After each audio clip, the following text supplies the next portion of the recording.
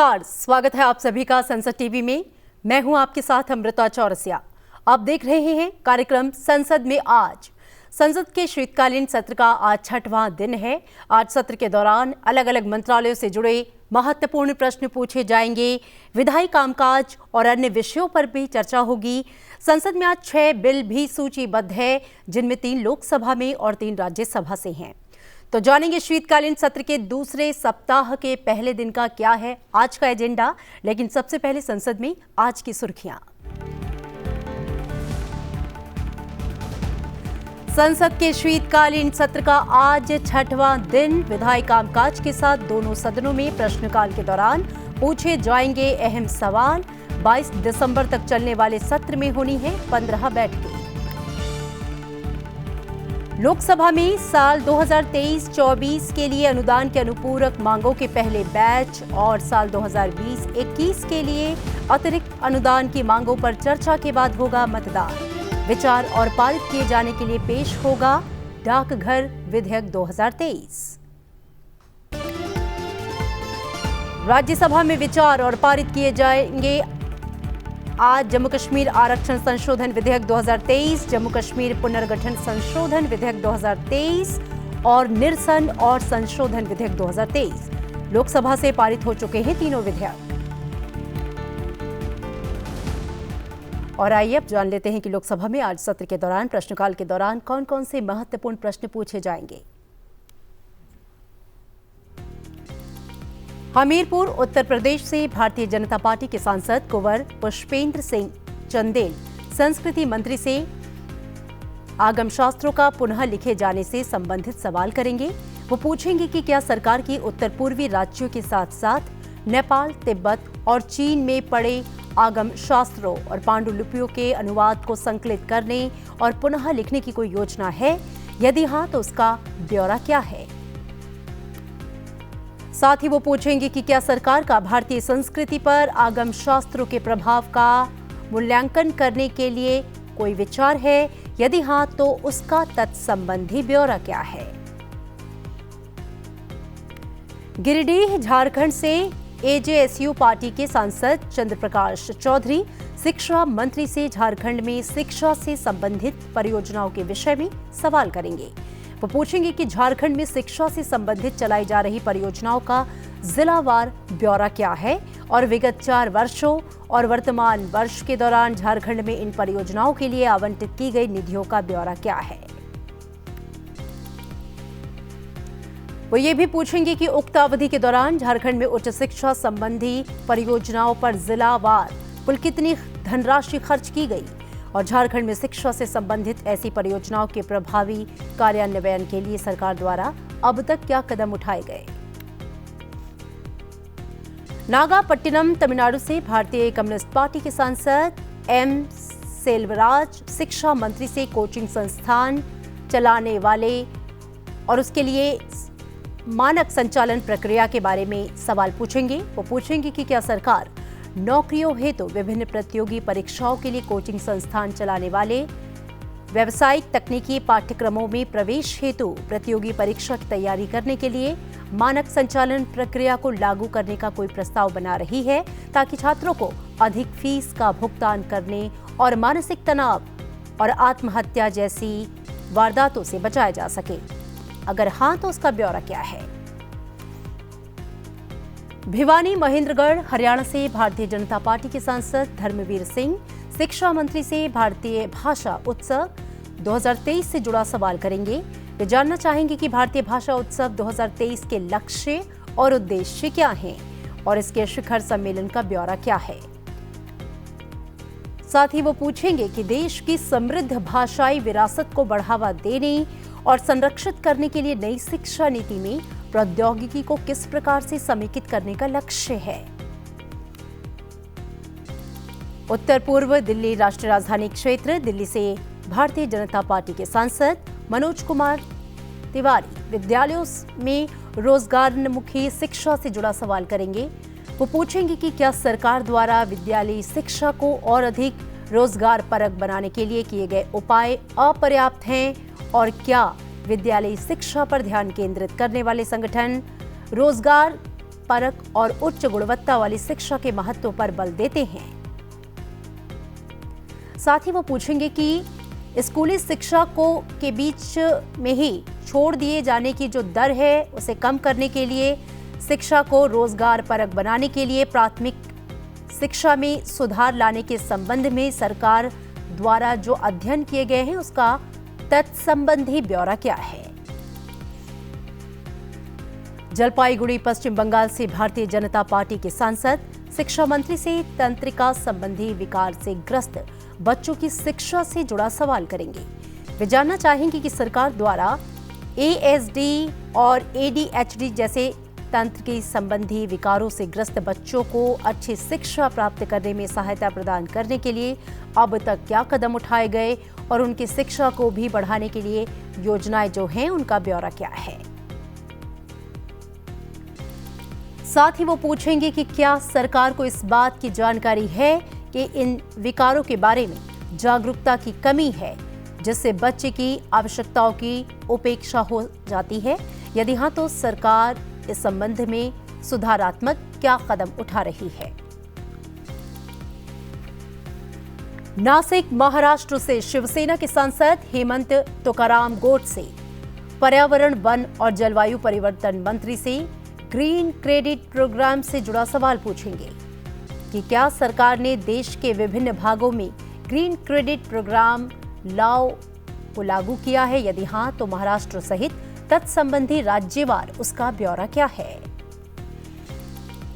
साथ ही उक्त कार्यक्रम के अंतर्गत कितने और किस प्रकार के कार्यकलापों को शामिल किया गया है और क्या उस कार्यक्रम में ग्रीन क्रेडिट ट्रेडिंग स्कीम 2023 के अंतर्गत शामिल है।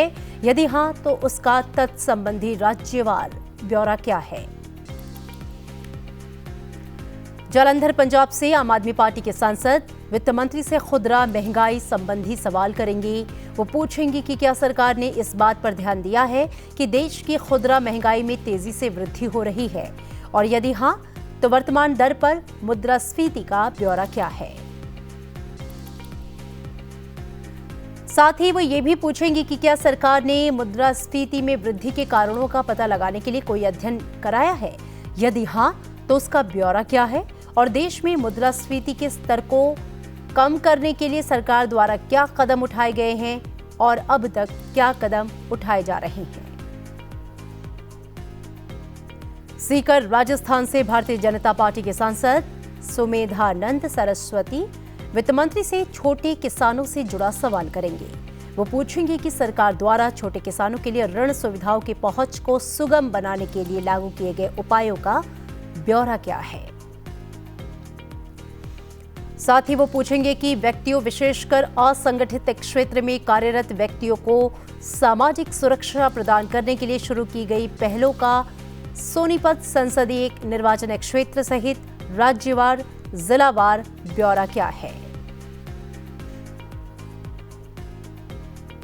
कासरगोड केरल से भारतीय राष्ट्रीय कांग्रेस के सांसद राजमोहन उन्नीथन वित्त मंत्री से मुद्रा ऋण योजना संबंधित सवाल करेंगे। वो पूछेंगे कि क्या 1 अप्रैल 2022 से स्वीकृत मुद्रा ऋण से संबंध में 60% ब्याज सब्सिडी मिलेगी। यदि हां तो उसका ब्यौरा क्या है। पाली राजस्थान से भारतीय जनता पार्टी के सांसद पीपी चौधरी श्रम और रोजगार मंत्री से राष्ट्रीय करियर सेवा एनसीएस परियोजना से जुड़ा सवाल करेंगे। उनका सवाल होगा कि राष्ट्रीय करियर सेवा एनसीएस परियोजना का उद्देश्य क्या है और देश में रोजगार कार्यालयों और आदर्श करियर केंद्रों की राज्य और जिलावार संख्या क्या है। साथ ही वो ये भी पूछेंगे कि देश में राजस्थान और उत्तर प्रदेश में राज्यवार और जिलावार कितने रोजगार कार्यालयों को मॉडल करियर केंद्रों के रूप में बनाया गया है और पाली, झांसी, देवरिया, प्रतापगढ़ रोजगार कार्यालयों की स्थिति और उनका ब्यौरा क्या है और इन निर्वाचन क्षेत्रों में एनसीएस पोर्टल पर पंजीकृत लाभार्थियों यानी रोजगार पाने के इच्छुक व्यक्तियों, नियोक्ताओं की संख्या कितनी है। शिरूर महाराष्ट्र से राष्ट्रवादी कांग्रेस पार्टी के सांसद डॉक्टर अमोल राम सिंह कोल्हे पर्यटन मंत्री से वन्य जीव और वन पर्यटन को बढ़ावा देने से संबंधित सवाल करेंगे। वो पूछेंगे कि क्या देश में वन्य जीव और वन्य पर्यटन को बढ़ावा देने के लिए कोई योजना बनाई गई है। यदि हाँ, तो महाराष्ट्र और तमिलनाडु सहित विभिन्न राज्यों, संघ राज्य क्षेत्रों में इसके दायरे सहित तत्संबंधी ब्यौरा क्या है। क्या देश में वन्य जीव और वन्य पर्यटन की व्यापक संभावनाएं हैं। यदि हाँ, तो महाराष्ट्र राज्य सहित देश में अधिसूचित टाइगर रिजर्व, राष्ट्रीय उद्यान और वन्य जीव अभ्यारण्यों में वन्य जीव और वन्य पर्यटन की संभावनाओं का उपयोग करने और इसे बढ़ावा देने के लिए अब तक क्या कदम उठाए गए। डुमरियागंज उत्तर प्रदेश से भारतीय जनता पार्टी के सांसद जगदंबिका पाल पर्यटन मंत्री से पर्यटन क्षेत्र में रोजगार का तुलनात्मक विश्लेषण करने संबंधी सवाल करेंगे। उनका सवाल होगा कि पिछले 3 वर्षों में भारत में पर्यटन क्षेत्र में रोजगार के वर्तमान परिदृश्य के तुलनात्मक विश्लेषण का ब्यौरा क्या है और प्रत्यक्ष रूप से कुल कितनी नौकरियों का सृजन हुआ है और उक्त अवधि के दौरान इसमें किस प्रकार का विकास हुआ है। साथ ही वो पूछेंगे कि विगत 3 वर्षों के दौरान भारत के सकल घरेलू उत्पाद में इसके योगदान का तुलनात्मक संक्षिप्त विवरण क्या है और विगत 3 वर्षों के दौरान इस संबंध में कौन कौन सी प्रवृत्तियां और परिवर्तन देखे गए। दक्षिण दिल्ली राष्ट्रीय राजधानी क्षेत्र दिल्ली से भारतीय जनता पार्टी के सांसद रमेश विधुड़ी जनजातीय कार्य मंत्री से जनजातीय क्षेत्रों में मूलभूत सुविधाओं से जुड़ा प्रश्न करेंगे। वो पूछेंगे कि देश भर के जनजातीय क्षेत्रों में मूलभूत सुविधाओं की व्यवस्था को बढ़ाने के लिए सरकार द्वारा नवीनतम पहल क्या है और क्या इन योजनाओं की सफलता को मापने और सुधार के क्षेत्रों की पहचान करने के लिए इनकी निगरानी और मूल्यांकन किया जा रहा है। रांची झारखंड से भारतीय जनता पार्टी के सांसद संजय सेठ जनजातीय कार्य मंत्री से जनजातीय परंपराओं के संरक्षण से जुड़ा सवाल करेंगे। वो पूछेंगे कि क्या सरकार द्वारा जनजातीय परंपराओं, संस्कृति और रीति रिवाजों के संरक्षण के लिए कोई कदम उठाए गए। यदि हाँ, तो उसका ब्यौरा क्या है। साथ ही वो पूछेंगे कि क्या धर्मांतरण के कारण जनजातीय परंपराओं, संस्कृति और रीति रिवाजों पर प्रतिकूल प्रभाव पड़ा है। यदि हाँ, तो उसका तत्संबंधी ब्यौरा क्या है और सरकार द्वारा धर्मांतरण को रोकने के लिए अब तक क्या कदम उठाए गए। अहमदाबाद पूर्व गुजरात से भारतीय जनता पार्टी के सांसद हंसमुखभाई सोमाभाई पटेल जनजातीय कार्य मंत्री से जनजातीय विकास से जुड़ा सवाल करेंगे। वो पूछेंगे कि क्या भारत सरकार ने विगत 9 वर्षों में जनजातीय विकास के प्रति अपने दृष्टिकोण में परिवर्तन किया है। यदि हाँ, तो सरकार की जनजातीय विकास संबंधी पहलों के महत्वपूर्ण मुकाम और प्रमुख उपलब्धियां क्या हैं। साथ ही वो पूछेंगे कि क्या सरकार को कर्नाटक राज्य सरकार से कोली कब्बालिगा समुदाय को अनुसूचित जनजाति में शामिल करने के लिए कोई प्रस्ताव प्राप्त हुआ है। यदि हाँ, तो उसका ब्यौरा क्या है।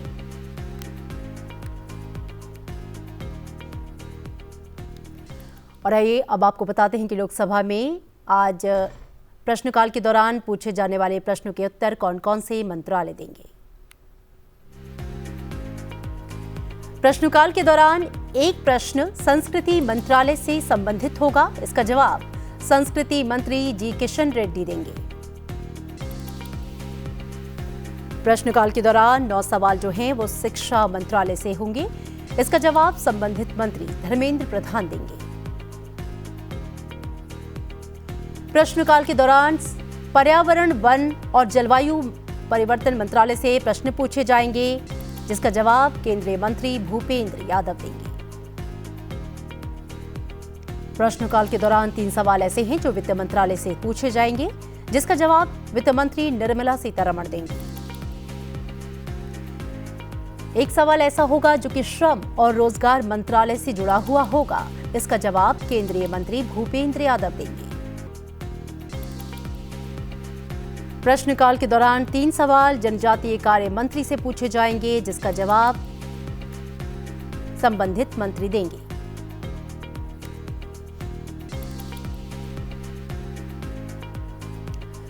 संसद के शीतकालीन सत्र के दूसरे सप्ताह का आज पहला दिन है। लोकसभा में लिए जाने वाले विधेयकों की सूची में आज 3 विधेयक सूचीबद्ध हैं।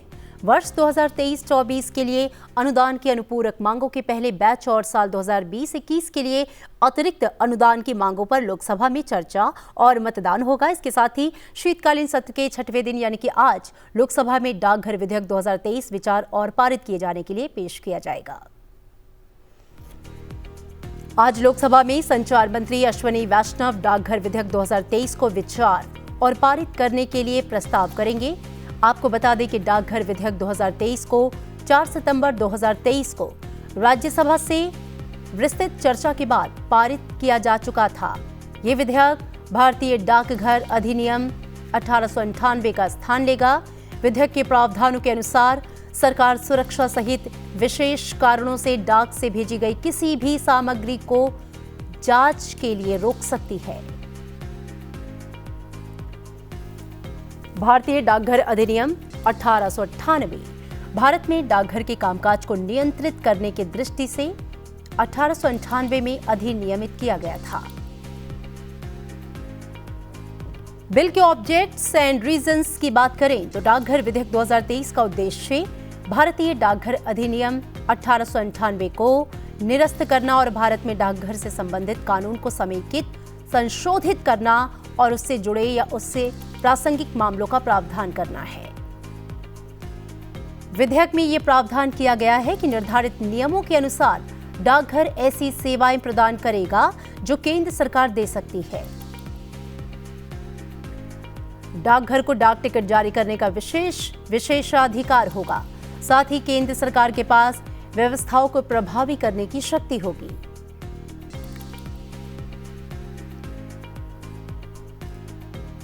लोकसभा में साल 2023-24 के लिए अनुदानों की अनुपूरक मांगों पर चर्चा और मतदान के बाद वित्त मंत्री निर्मला सीतारमण प्रस्ताव करेंगी कि साल 2023-24 की वित्तीय सेवाओं के लिए भारत की संचित निधि से राशियों के आवंटन करने से संबंधित विनियोग विधेयक को पारित किया जाए।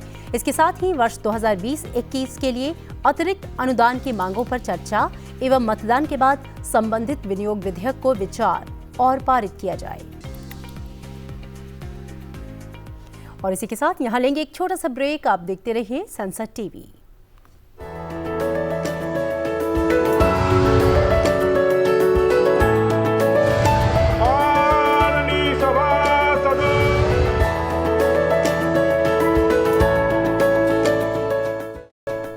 ब्रेक के बाद एक बार फिर से आपका स्वागत है। आज राज्यसभा में प्रश्नकाल के दौरान अलग अलग मंत्रालय से जुड़े कुल 15 प्रश्न पूछे जाएंगे। आइए जानते हैं प्रश्नों के बारे में। राज्यसभा में प्रश्नकाल के दौरान सांसद तिरुचि शिवा पूछेंगी कि क्या नागरिक उड्डयन मंत्री ये बताने की कृपा करेंगे कि राष्ट्रीय और अंतर्राष्ट्रीय एयरलाइनों पर प्राधिकरण का बकाया है। यदि हाँ तो एयरलाइन वार तत्संबंधी ब्यौरा क्या है। 2021 से बंद एयरलाइनों द्वारा एएआई का कितना बकाया है और क्या एएआई ऐसी बंद पड़ी एयरलाइंस से बकाया वसूलने में सफल रही है। यदि हाँ तो उसका ब्यौरा क्या है। सांसद राकेश सिन्हा पूछेंगे कि क्या नागरिक उड्डयन मंत्री ये बताने की कृपा करेंगे कि क्या सरकार ने हाल ही में हवाई खेलों के क्षेत्र में कोई पहल की है जिससे मौजूदा नियामक ढांचे में कोई बदलाव या संवर्धन शामिल है। यदि हाँ तो उसका विवरण, उसका ब्यौरा क्या है। सांसद सुशील कुमार मोदी पीएमयूवाई के अंतर्गत उपयोग की स्थिति पेट्रोलियम और प्राकृतिक गैस मंत्री से प्रश्न पूछेंगे कि पिछले 3 सालों में योजना के अंतर्गत रीफिलिंग प्रति व्यक्ति उपयोग का ब्यौरा क्या है। और सांसद प्रियंका चतुर्वेदी पीएम स्वनिधि योजना से जुड़ा हुआ सवाल पूछेंगी कि लाभार्थियों को लेकर आवासन और शहरी कार्य मंत्री से उनका सवाल है कि सरकार 3 वर्षों के दौरान योजना के लाभार्थियों का राज्यवार ब्यौरा दे। साथ ही बताए कि 3 सालों में वर्षवार कुल कितनी राशि दी गई। और आइए अब आपको बताते हैं कि प्रश्नकाल के दौरान किन किन मंत्रालयों से प्रश्न पूछे जाने हैं और कौन कौन से मंत्री उसका जवाब देंगे। प्रश्नकाल के दौरान सवाल नागर विमानन से संबंधित पूछा जाएगा। इसका जवाब केंद्रीय नागर विमानन मंत्री ज्योतिरादित्य सिंधिया देंगे। आज प्रश्नकाल के दौरान सवाल आवासीय और शहरी कार्य मंत्रालय से संबंधित होगा। इसका जवाब हरदीप सिंह पुरी देंगे। कृषि और किसान कल्याण मंत्रालय से भी प्रश्न होंगे, जिनके उत्तर कृषि और किसान कल्याण मंत्री नरेंद्र सिंह तोमर देंगे। उपभोक्ता मामले, खाद्य और सार्वजनिक वितरण मंत्रालय से भी प्रश्न होंगे, जिनके उत्तर उपभोक्ता मामले, खाद्य और सार्वजनिक वितरण मंत्री पीयूष गोयल देंगे। प्रश्नकाल के दौरान पेट्रोलियम और प्राकृतिक गैस मंत्रालय से संबंधित सवाल पूछा जाएगा, जिसका उत्तर पेट्रोलियम और प्राकृतिक गैस मंत्री हरदीप सिंह पुरी देंगे। शीतकालीन सत्र का छठा दिन है। राज्यसभा में लिए जाने वाले विधेयकों की सूची में आज 3 विधेयक सूचीबद्ध हैं। शीतकालीन सत्र के दिन राज्यसभा में जम्मू और कश्मीर आरक्षण संशोधन विधेयक 2023, जम्मू कश्मीर पुनर्गठन संशोधन विधेयक 2023 विचार और पारित किए जाने के लिए पेश किया जाएगा। साथ ही निरसन और संशोधन विधेयक 2023 भी राज्यसभा में विचार और पारित किए जाने के लिए पेश किया जाएगा। गृह मंत्री अमित शाह आज राज्यसभा में जम्मू और कश्मीर आरक्षण संशोधन विधेयक 2023 विचार और पारित किए जाने के लिए पेश करेंगे। साथ ही विधेयक में और संशोधन करने का प्रस्ताव रखेंगे। ये विधेयक लोकसभा से पारित हो चुका है। विधेयक जम्मू कश्मीर आरक्षण अधिनियम 2004 में संशोधन करता है। विधेयक में दुर्बल या शोषित वर्ग के नाम की जगह अन्य पिछड़ा वर्ग करने का प्रावधान है, जिसे अनुसूचित जातियों, अनुसूचित जनजातियों और अन्य सामाजिक रूप से पिछड़े वर्गों के लिए प्रोफेशनल संस्थाओं में प्रवेश के लिए आरक्षण का प्रावधान है। और इसके अलावा आज राज्यसभा में गृह मंत्री अमित शाह जम्मू और कश्मीर पुनर्गठन संशोधन विधेयक 2023 विचार और पारित किए जाने के लिए सदन में पेश करेंगे। बिल को लोकसभा से मंजूरी मिल चुकी है। इस विधेयक के ऑब्जेक्ट्स एंड रीजंस की बात करें तो ये विधेयक जम्मू कश्मीर पुनर्गठन अधिनियम 2019 में संशोधन करता है। विधेयक में जम्मू कश्मीर संघ कार्य क्षेत्र में आरक्षण अधिनियम के तहत शासित होगा। इसके साथ ही राज्यसभा में जो तीसरा बिल है वो निरसन और संशोधन विधेयक 2023 है, यानी कि the repealing and amending bill 2023 पेश किया जाना है। विधेयक को पारित करने का प्रस्ताव केंद्रीय विधि एवं न्याय मंत्री अर्जुन राम मेघवाल करेंगे। विधेयक के माध्यम से कतिपय अधिनियमितियों का निरसन और अधिनियमित का संशोधन होना है। विधेयक के ऑब्जेक्ट्स और रीजंस की बात की जाए तो विधेयक उन आवधिक उपायों में से एक है जिसके द्वारा अधिनियमितियां निरसित कर दी गई हैं। विधेयक के खंड 4 में सचेतकारी उपबंध सम्मिलित है, जिसका इस प्रकार के विधेयक में होना सामान्य है।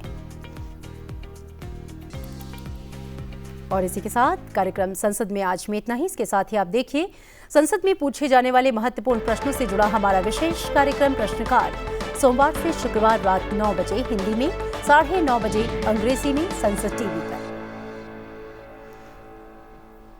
कुछ देर बाद संसद की कार्यवाही शुरू होगी। आप देखते रहिए संसद टीवी। दीजिए इजाजत। नमस्कार।